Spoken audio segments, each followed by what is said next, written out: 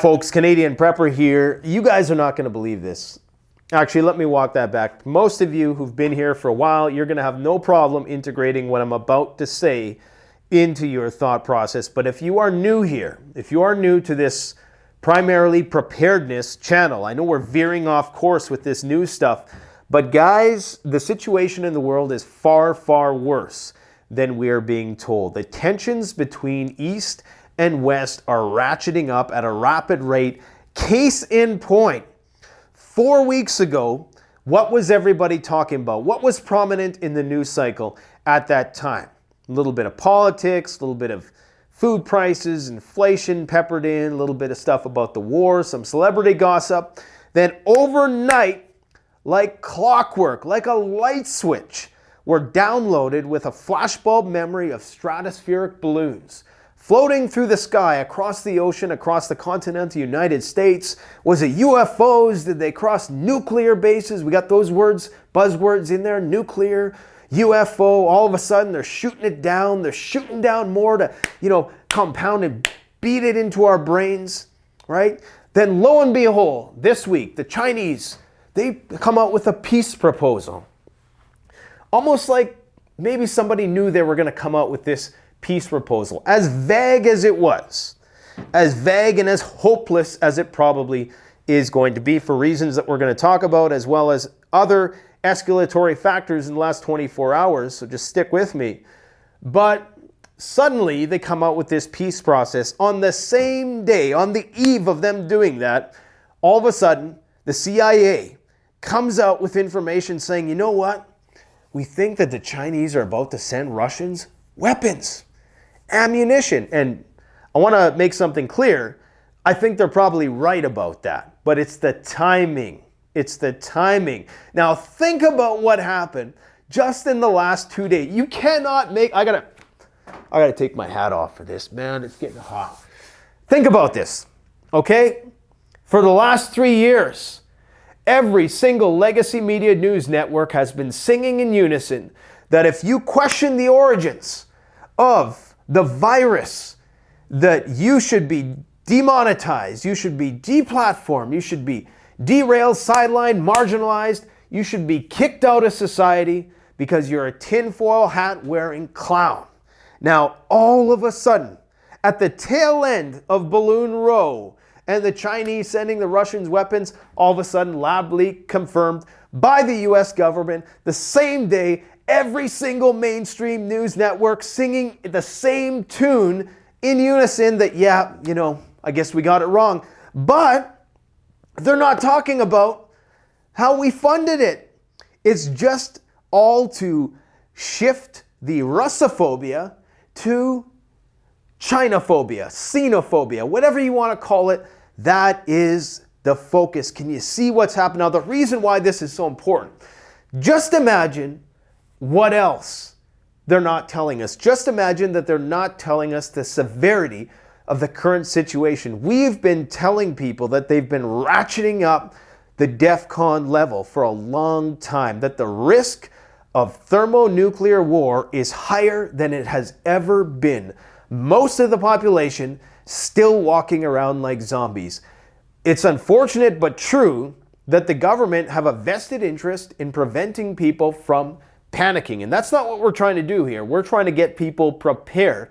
But think about that. It's almost as if they knew that the Chinese sending Russian weapons was going to become a reality at some point. So they just pulled out a few scripts. And okay, we'll do the balloon thing. We'll soften people up with that. We'll massage them, and then the Chinese will try to put out this peace proposal, but we'll sideline that with some accusations that they're going to arm the Russians. And, maybe we do have good evidence. And as I'm going to talk about, I do think that the Chinese have a vested interest in keeping the Russians going for as long as possible, because when you really think about it, they stand only to gain by the Russians continuing to keep NATO at bay. Guys, I'm blown away at what has happened in this past month. The shift. They just like that, they turn a red square into a blue one. They do the same thing with ideology, with politics. I know I'm doing a lot of theying right now, and I'm sure I'm sending signals into some people's tinfoil hats, but man, wow, unbelievable. 3 years. And just like that, it's okay to hate China now. And I'm not saying that. I'm not saying you should hate Chinese people at all. Absolutely not. Judge everybody by their merits. But isn't that funny? In a really, really scary kind of way. Just imagine what else they're not telling us about how severe this crisis is. Do you know where the fallout shelter is? In your city. If you're watching this in Europe, you probably have a better sense because they've been at a higher DEFCON level for a while. Do you know in United States, in Canada, ain't no fallout shelters around here. There's maps. You know, there's old defunct fallout shelters. There was thousands back during the Cold War. Not anymore. They don't care. Okay, and I've done this, I've lived, breathed this for over a year. This is all I do. Okay, I had my fun a long time ago. This is all I do now, and I can tell you right now that we've passed the point of return with this. This war is going to get hot. NATO is going to intervene in the they're going to have to. I mean, they would not commit this much money. Think about what are they getting? Look at Iraq. You know, what did they were actually going to get some oil. What are they getting out of this Ukraine thing? Clearly, and if you think about the amount of money that's been poured in such a short period of time. In Iraq, you had the dividends of the oil, right? You don't have that. What do you have? A lot of topsoil to grow a lot of grains? They don't care about that. There's something far, far bigger going on, and it's likely to do with global finance. But my friends, the situation is going to get really, really, really hot. We got to talk about the Moldova escalation that's been confirmed by the Ukrainian authorities. They come out and they say, yeah, you know what? We actually are getting ready on the Transnistrian border. So I guess that's a Russian intel confirmed. We have the Chinese military on high alert because the American military feels the need to conduct provocations on the Taiwan Strait. We have U.S. warplanes in the Taiwan Strait. As I mentioned, we have the USA and Russian nuclear forces on high alert. What else is new? And I had to write this in there because SHTF could literally happen any minute now. I mean, it could literally happen any minute now. It's absolutely insane. We have Romanian forces moving to the border of Moldova. We have flights being suspended by certain aviation companies in Moldova come March 15th. I'm going to give you my reasoning as to why the Chinese are 150% going to be sending weapons into Russia, and this is likely going to become a situation where you have Big Brother China, Big Brother NATO, and Russia and Ukraine duking it out. China has no good reason not to support the Russians. They have every single reason, especially now with respect to this lab leak. And lo and behold, okay, we got to think about this because I mean this is crazy. Okay. The conspiracy theory thing, apologies. We demand apologies, right? And remember that this isn't just the Chinese fault, but they want you to forget about this part. It's that we funded this whole thing. Okay, now I'm not going to get into that WEF and that whole situation. I'm not going there. I'm just going to leave it at that. And you could use your imagination. But this is what was on RT today. That one news agency that's banned off this platform. Stop smearing China with lab leak narrative, Beijing tells US. So the same media agency who for the longest time was in support of people when it was instrumental for them to do so. Because remember, this whole thing was political at the time. It was a way of smearing Trump, and then you had RT and a lot of those people at the time, you know, kind of joining in and saying, well, maybe it was a lab leak because they're catering to their audience. Now you can see, because even RT is shifting.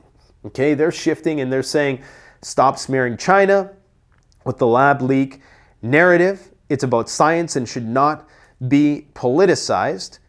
And Yeah, U.S. Department of Energy suggesting that the virus did not originate and the U.S. Department of Energy, I mean, you've had biologists saying this, and this just goes to show that who is really driving the car here? You know, who determines what's right and what's wrong? I mean, this is absolutely insane. I just can't get around this. Now, we're going to talk about what's going on. Let's just quickly touch on some of the smallest. I don't have a whole lot to talk about today, guys, but we got to talk about this, okay? Because this is where the new front is going to go up. That plane that was not shot down, but destroyed in Belarus was supposedly perpetrated by some Belarusian partisans, okay? They're defectors. They're people who are anti-Lukashenko.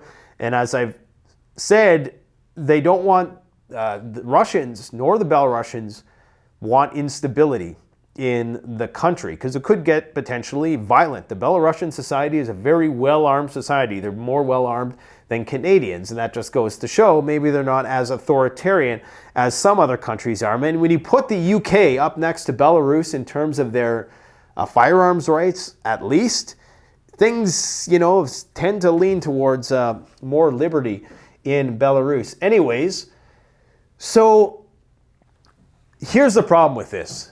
Every time you have a major incident like this, whether it was the sinking of the Moskva, the Crimean Bridge, now this $350 million plane, which isn't the Moskva, but it's getting up there in terms of price point. Okay, it's worth about half as much. But this was a big, big blow.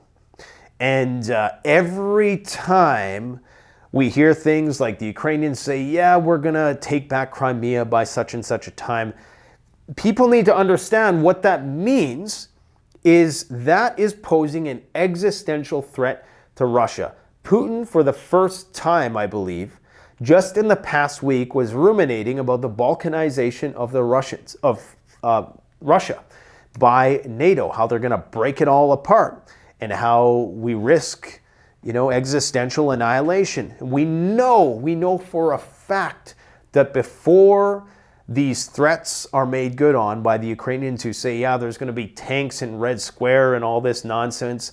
Guys, they're saying this. Think about what they're saying. Think about what they're saying.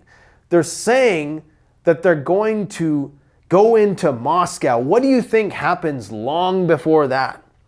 They push the button. So it's like, do they think we're all dumb? They probably do, because look what just happened in the last couple days with the government coming out and saying, not even a branch of government which is science-based or anything, just, you know, a random branch of the government, right? To absolve those other branches of any responsibility or to not draw any attention towards them. Absolutely insane. Now, the Ukrainians are saying that, oh yeah, you know, Natalie Gominiak came out and said that we got concentration of forces along the Transnistrian border. You know that Transnistrian border that houses that ammo dump of 20,000 tons of Soviet-era weaponry that the Ukrainians need to fight off the Russians who are amassing in droves in the country in the hundreds of thousands, okay? They need that. And they're going for it. And remember, just the other day, they were like, oh yeah, this is Russian disinformation. Now they're coming out and admitting it. I'm laughing because what else can you do? We're on a collision course. Somebody's at the wheel, but they don't care about when anybody in the car is screaming, okay? We got the Belgians and many other European countries freezing all of Russia's assets. Billions and billions, hundreds of billions of dollars. You got Poland setting up anti-tank barriers along Belarus. You got Romania sending these anti-aircraft guns through the streets today. They're deploying anti-aircraft missile defense as well as these anti-aircraft guns to the Moldovan border in anticipation of what? Because we know that there's already almost no flights going to Moldova. As you can see here, there's this huge dead zone, right? Huge dead zone, almost nothing into Moldova. I believe there was one other flight company, I can't remember what they're called, but they are still sending flights there, but it's few and far between. And even in Romania's airspace. Now, granted, this has been a very low traffic area since the war started, but you can see that this circle just gets wider and wider. There was a time where it was just mostly Ukraine. Now it just keeps getting wider. It keeps expanding.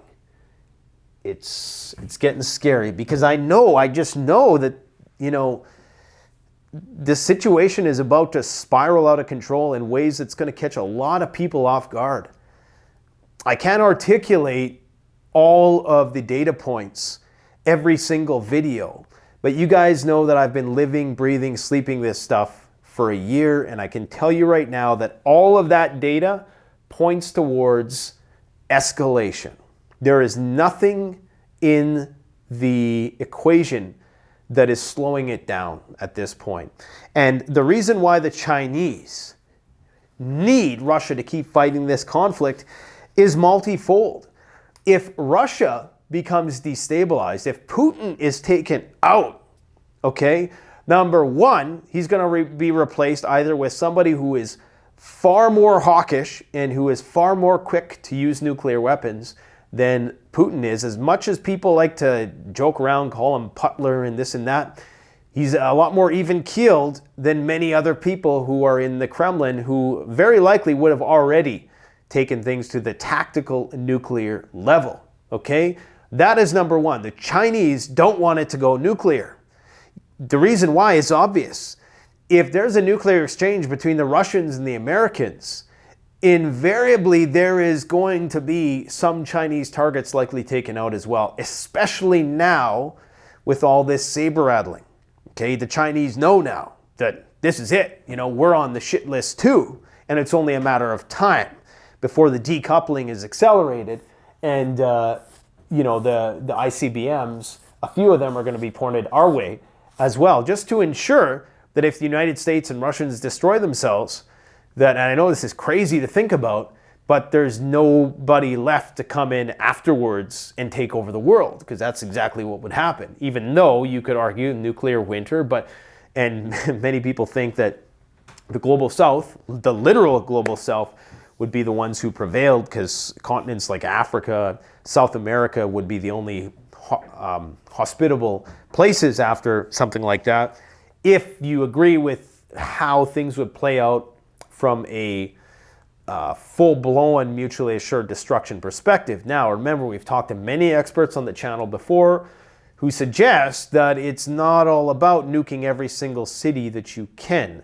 It's all about taking care of the military bases, taking care of the nuclear triad primarily, and then maybe a few of the major cities and other logistical points of interest.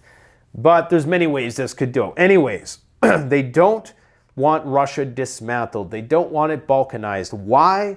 Because they need the energy. They need the resources.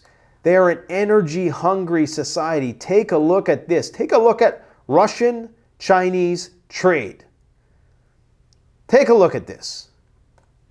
My goodness. Let me resize this so I can get it all in the screen for you guys. Look at that. This is where it was in 2000. This is where it is now. Almost, what, a couple hundred million? 8 billion, and it's going to be even more this year. Do you think China can do without this? Do you think, knowing what they know about the whole Taiwan situation, that they can rely on whatever sort of puppet government NATO puts in there after Putin's gone? Of course they know they can't do that. They absolutely need to keep Putin in charge. Look at their electricity consumption.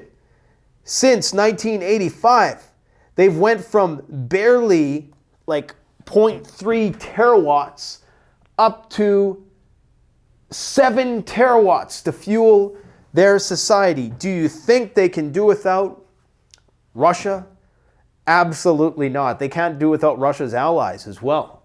They can't do without those countries that are like Russian adjacent, like Tajikistan and Kazakhstan and these kind of countries.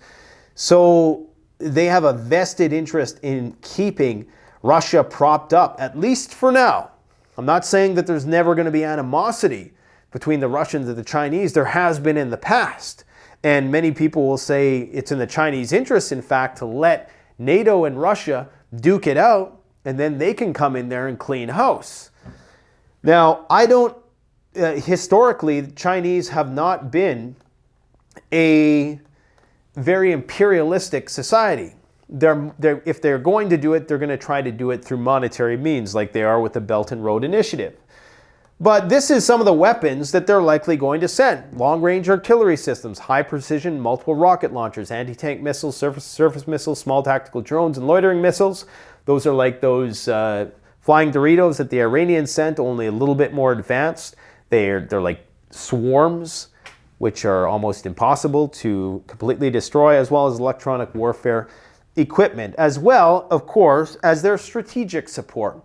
And the most important thing with respect to China supporting Russia is that strategic support, the economic support, the billions and billions of dollars that they're using to prop up the Russian economy. The Chinese know that one of these days, all those dollars in their coffers are going to be worthless. Okay, this is why they're stockpiling gold. Guys, all the data points line up. The shit's going to hit the fan. Russia has rejected the Chinese offer.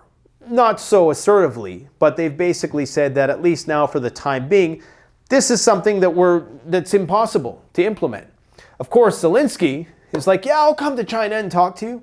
Like I joked about it yesterday. I mean, you can't just talk to Zelensky when you're talking about a conflict that's not even funded by the Ukrainians anymore. It'd be like going to McDonald's, having an issue with corporate, and trying to bargain with one of the cashiers. You have to go to the boss. Who's the boss? It's the guy who's tripping, walking up airplane stairs. That's the boss, okay? The guy who, for the longest time, was demonizing people or his handlers or whatever, were demonizing people for suggesting that this thing might have originated in a lab. Now, all of a sudden, like a light switch, because it's instrumental to do so, all of a sudden it originated in a lab. Go figure. They need Russian energy when the sanctions kick in, okay? They're going to have no choice but to send these weapons if the Russians start running low. The more, if Belarus becomes destabilized, then holy hell, this thing could get really, really weird. Really, really weird. Then you're going to have martial law imposed in Belarus, and that's probably why Poland is reinforcing the borders. And you have these skirmishes, these cross-border skirmishes between Ukraine and Poland. That's not 100% confirmed, but there was rumors yesterday that there was somebody killed on the border. The Ukrainians said it was a Pole. The Poles said it was Ukrainian. Anyways, the situation is getting out of control. Global exports from China are down because of the whole decoupling. But global exports to Russia are up. So right now, both of those countries are relying on each other. This proposal on its face was incredibly vague. If you actually read it, it's just kind of like, respect both nations' sovereignty. Well, what are both nations? Everything is incredibly loosely described and defined, and it's almost like they writ it to be completely meaningless so that it wouldn't offend the Russians and it wouldn't offend the Ukrainians. Now, some people might say, well, the fact that Zelensky is willing to at least come to the table with the Chinese is different compared to with Erdogan and the Turks. Of course, that fell through. And much to the ire of NATO and the United States, Zelensky made this comment. Now, I think he probably made the comment without thinking. He was probably trying to be diplomatic in the moment, forgetting that he's supposed to be, hardline, anti any peace plan, coming with all these preconditions and whatnot. Anyways, it just looks like the Chinese are going to arm the Russians because if they don't grind down the Americans and NATO while they can, they're going to be too weak to fight them in Taiwan. The goal is to stretch it out. And this is the chess game that's going on right now that most people aren't going to be aware of is that the Chinese are going to try, and they have to put on, you have to understand, with this Belt and Road Initiative, as China is trying to position itself to be the superpower of the future, they can't just go around imperializing nations. Nobody's going to like that. Nobody's going to like them. Nobody's going to want to do business with them. So they have to tread lightly. They can't just go in there guns blazing. I mean, they could, because there's a lot of countries who do support the Russian cause from their perspective. And I'm not saying that that's the just cause at all, that the invasion was just or anything like that. I mean, obviously you could talk about the NATO boundaries and yada, yada, yada. I'm just saying strictly if we were to look at it in isolation, which I know you probably never should do, but they don't want to go in there guns blazing, even though they absolutely need an intact Russia, in the very least, the Russia that they have right now, in order for them to build up their military forces so that they compete with the Americans in Taiwan. It's as simple as that. It's as simple as that. According to these, where did I get this from? I believe this was from the Daily Beast. That's a cool font. Just realized, Daily Beast. I don't really like the reporting, but that's a cool font. Putin warned of mystery attacks after Russian plane explosion. So they're going to have more mystery attacks by these so-called defectors. Now, this is an easy cop-out for the Ukrainians, too, to say, oh, yeah, it was, and this is, you'll notice that this is the story being pushed on all the legacy media, is that it was these Belarusians and it wasn't Ukrainians, right? So, I mean, you got to think, maybe, was it? Probably not. It was probably, you know, the Ukraine. And I'm not saying that they shouldn't have been able to do it, because if you're hosting and acting as a launching pad for a country to come invade your country, then obviously they're a fair target. I mean, Belarus has been a fair target throughout this entire thing, but Lukashenko now has to make good on his promises that if you attack us, we're going to intervene in the conflict. It appears as though they're being provoked while keeping that plausible deniability by saying, oh, it was Belarusian partisans. How do they know so quick? I mean, I guess they would have retreated back over the border, but you could say that about anything. I mean, you got guys there from all over the world fighting in Ukrainian uniforms. So it's abundantly clear what's going on. Everybody is just, Russia is trying to save as much of their assets as they can for the big war when it goes down. And it's not looking good, guys. It's not looking good. It could literally happen any minute. So, which is why we've been saying for years, we got to prepare, because all these things are going to intersect. I talked yesterday about the resource wars that are ensuing and when various resources are going to run out. And it's important to remember that just because you have resources in the ground, and I think that the reason why, sorry to go on another tangent, but I think the reason why the US is not digging up their oil yet is they know that that's the best way to store it. That's the best way to store a finite resource, is to keep it in the ground till you really, really need it. So let's try to get as much as we can from other places, even if it means paying a slightly higher price, because we know we're going to need it if we don't destroy ourselves in 10 to 20 years. And just because you have oil in the ground doesn't mean it's economical to extract it. This is something people need to realize. I got to get Nate Hagens on the channel so he can explain this. It's simple mathematics. If you're only net gaining 0.1 barrels of oil after investing a barrel of oil, it's a losing battle, because of course there's diminishing returns. 2 years from now, it's 0.01, and 3 years from now, 0.001. So you're just wasting oil to get like just marginally more oil. That's what it's coming down to. This is why I think the real reserves are the ones that you don't have to fill. You don't have to build buildings for. It's in the ground. That's where the reserve is, in the ground.